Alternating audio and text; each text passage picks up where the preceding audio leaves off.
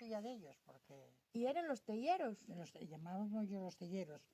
Tenía la tellera ahí en esa curva tan grande. Sí, ahí en el de la iglesia de... No, aquí. Ah, aquí abajo. Aquí donde el depósito es de agua, Sí. a la parte de arriba, en ese prado. Sí.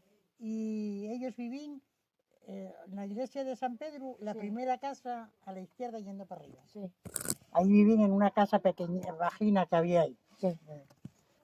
Y los telles facines ahí. Ajá. Ahí sacaban barro y sacaban también de una finca de aquí abajo. Aquí de esta zona de aquí, sí. ¿Eh? De esta zona de aquí abajo Sí, de aquí, para todo contra... lo que hay aquí para abajo, con Ajá. la esquina esa de arriba, era todo barro. Y aprovechaban ese barro y lo que sacaban de allí. Ajá. Sí, sí. Claro, pero eso ya dejaron hace años, ¿no? ¡Buf! Ya era yo una cría, apenas me acuerdo ya. Era yo una chavalita. Qué pena, porque además debieron de venir de fuera, no eran de aquí. Eran de afuera, los telleros eran de Llanes o de...